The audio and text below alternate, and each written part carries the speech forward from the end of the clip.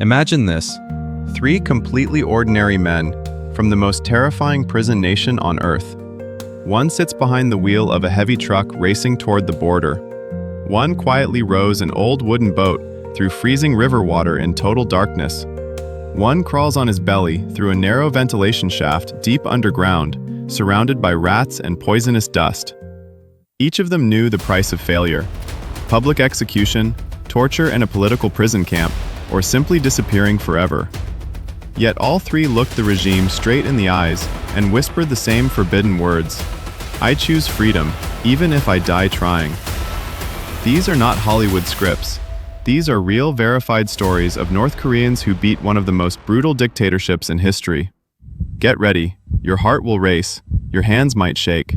Because what you're about to hear is pure human defiance at its most extreme. Hey everyone, welcome to Freedom Is Me, the channel that tells the raw, uncensored stories about the real cost of freedom. If you're new here and you love powerful, emotional, and jaw-dropping real-life escapes, hit subscribe right now, smash that like button, and drop a comment below. Which of the three stories shocked you the most? The truck driver, the fisherman, or the miner? I read every single comment. Your opinion matters.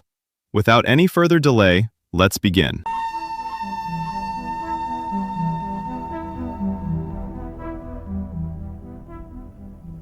Sok-don was not a revolutionary. He was a father, a husband, and one of the few trusted drivers in North Korea. For 12 brutal years, he drove massive cargo trucks for the regime. He transported rice for the elite, spare parts for military factories, and sometimes mysterious sealed boxes that no one was allowed to open. Driving across the border was considered a huge privilege, but also a constant death sentence. Every trip meant strip searches, sniffer dogs, hidden cameras, and border guards who could shoot you on the slightest suspicion. One wrong look, one extra second of hesitation, and your entire family would be sent to a labor camp. But Sok-don had something most people didn't: ice-cold nerves and an incredible memory. He knew every checkpoint, every guard's name, every bribe that worked. He smiled, joked, handed over cigarettes and small gifts, and they waved him through. Deep inside, however, a fire was burning. He had seen enough. He had watched friends disappear. He had heard the screams at night. He wanted out. In 2018, he started preparing. For months, he secretly collected civilian clothes, saved tiny amounts of Chinese yuan, and slowly built fake documents with the help of underground contacts. Then came the night everything changed. He received a regular assignment to deliver goods to China. Nothing unusual on paper, but this time, his truck carried a hidden passenger, his own escape plan. At the border, his hands were sweating so badly he could barely hold the steering wheel. The guards checked the cargo. They looked at his papers. Time seemed to stop. One guard stared at him longer than usual. Sok-don forced a smile and said the usual joke. The guard laughed and let him pass. He crossed into China. His heart was exploding. He drove to a quiet, deserted spot he had studied on previous trips. He removed the North Korean license plates and replaced them with Chinese ones bought from smugglers. Then he did the most dangerous part. He deliberately crashed the truck into a ditch at high speed. He poured fuel inside the cabin, placed his uniform, his real documents, and even a little of his own blood, which he had saved earlier, on the seat. He set the vehicle on fire. The flames rose high into the night sky. From a distance, it looked like a tragic accident. Sok-don didn't wait to watch. He disappeared into the darkness wearing ordinary Chinese clothes. Back in North Korea, the regime investigated. They found the burned truck and the remains. They declared Sok-don dead, a hero who died on a state mission. His family received a medal and a small compensation. No one looked for him. He had successfully died while staying alive. Today, Sok-don lives in South Korea. He has a normal job, he can speak freely, eat what he wants, and most importantly, he is free. He says the moment he saw the flames in the rearview mirror was the moment he was reborn. One man, one truck, one perfectly executed plan. He turned the regime's own system against itself and faked his death in front of their eyes. Absolute legend. Chun Sun was born into a family of fishermen on the banks of the Tumen River, the natural border between North Korea and China. For generations, his family had worked on that river. The regime trusted them because they were simple, hard-working people who never caused trouble. They were even allowed to sail closer to the middle of the river than almost anyone else. Border guards knew their faces. Just fishermen, no danger. Every single evening, when the sun went down, Chun Sun saw something that tortured him. The bright, colorful lights of a big Chinese city glowing on the opposite shore.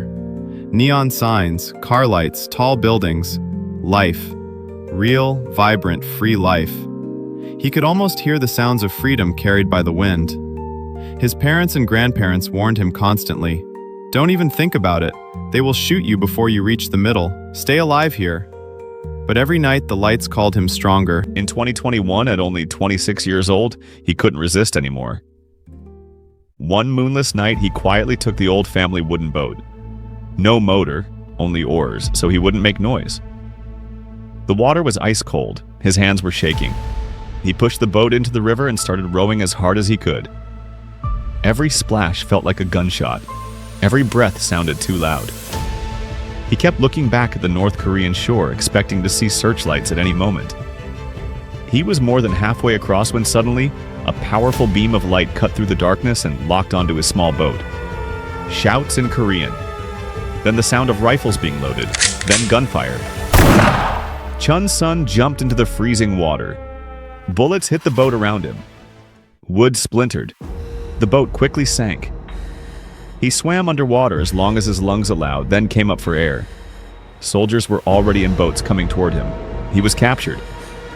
What happened after that night remains one of the darkest mysteries. Officially, the regime declared him dead, drowned while illegally trying to cross. But a South Korean journalist who spent time near the border later met Chun Sun's father by chance. The old man, with tears rolling down his face, whispered, "They caught him. They beat him badly. Then they took him away. We never saw him again. No body was ever returned. No grave. Nothing. Some say he is still in a prison camp. Others hope he somehow survived. But one thing is certain, Chun Sun risked everything for those glowing lights he saw every night of his life." A young man who grew up seeing freedom every single night just across the river. He rode straight toward it and vanished into the regime's darkness. A heartbreaking reminder of how close and how far freedom can be. Soo Bin was never interested in politics. He was just an ordinary 33-year-old man trying to survive. But in North Korea, that is enough to destroy you. One day, he was arrested for parasitism, the crime of not having an official job that served the regime. The trial lasted less than 10 minutes. The judge sentenced him to 30 years of hard labor in a political prison mine. They sent him deep underground. Imagine total darkness. Temperatures reaching 40 to 45 degrees Celsius. Air so thick with dust that many prisoners coughed blood after a few months. Tunnels collapsing without warning. Guards beating prisoners for moving too slowly. Food rations so small that grown men weighed less than 40 kilograms. People dying every week. Bodies thrown into unmarked mass graves. Soo Bin watched his friends break. Some went insane from hunger and darkness. Others were executed for trying to steal a potato. But something inside Soo Bin refused to die. For many months, he secretly studied everything. Guard shift changes, the layout of ventilation shafts, the weakest points in the outer fence, the schedule of the dogs. He saved every single grain of rice. He made a small hidden bag with dried food and a piece of sharp metal he sharpened into a tool. Then came the perfect stormy night. Heavy rain, thunder. Cameras worked poorly. Soo Bin made his move. He crawled into a narrow ventilation pipe, shoulders scraping against sharp rocks, rats running over his body, dust so thick he could barely breathe. He thought he would suffocate many times, but he kept pushing forward, meter by painful meter. After what felt like hours, he emerged on the surface. Now came the hardest part. He climbed the high fence despite the electric current. He ran through the forest while search teams with dogs and flashlights hunted him. Helicopters flew overhead. He moved only at night. During the day, he hid in bushes, under leaves, in caves.